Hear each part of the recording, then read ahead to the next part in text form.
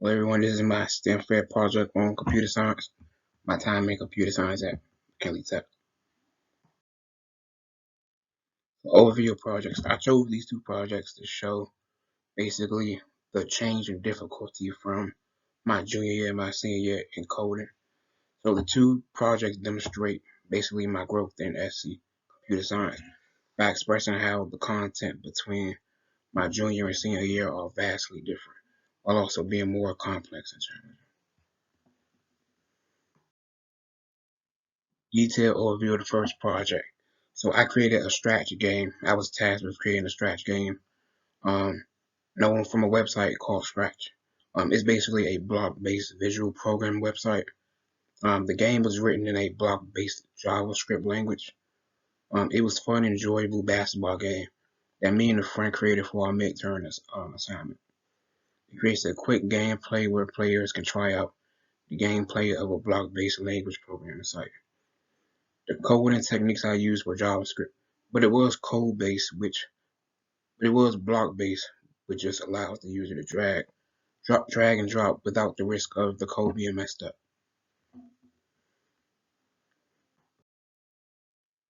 And here you have a demonstration of the project.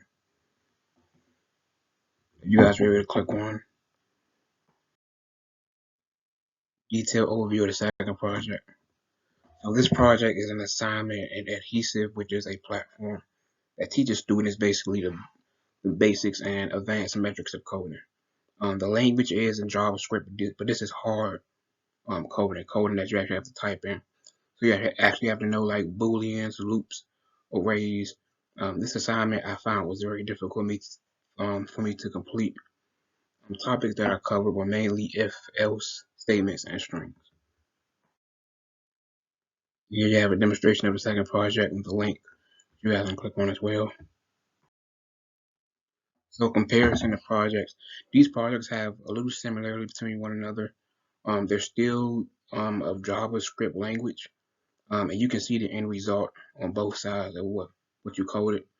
The projects were greatly different from one another, as the strategy game was a block-based drag and drop, so not really like hard coding. It was really easy to do. About the adhesive assignment was pure hard code, so you know I messed up a couple of times on that one. I had to go back a couple of times, look over my assignments.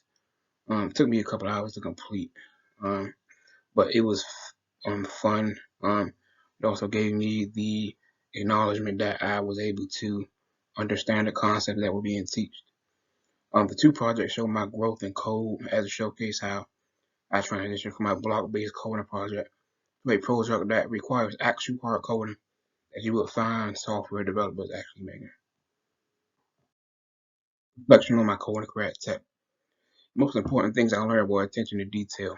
Yes, obviously, I learned topics like Boolean and arrays, but my attention to detail improved significantly because I had to look for mistakes within my code in order to improve as a coder. My greatest strength was being able to dissect what I was learning and use it in other places, such as my internship. Coding is one of those skills.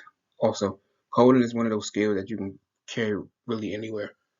There are millions of jobs that are open in the IT field, and employers are looking for software developers, coders everywhere. If you have that skill, employers are going to find you a must-have in their organizations. My biggest area for improvement, I would say, is procrastination. My biggest enemy, which is also my biggest weakness when it relates to anything, not just school, but with life in general. My biggest challenge with coding at Tech was my senior year. Although it was virtual, which is kind of nice because you're at home, it was also kind of tough not having a teacher in front of you to be able to help you look over your shoulder and tell you the mistakes you were doing. You had to kind of pinpoint out yourself. You had to come self-aware with your work. Most of my coding experience at Tech was going. My senior year was we used adhesive. You had a teacher, but a situation happened and we got a new teacher. So yeah, really, our work was off of a website, but it was kind of easy at first. But as you progress, it got a lot harder, which would be expected because you don't have that teacher feel again, but to be able to just have the challenge of being able to learn how to code without a teacher, knowing you have resources there to where you don't need a teacher to be able to assist you. You can look it up online. It's a lot of resources to be able to help you with your coding career.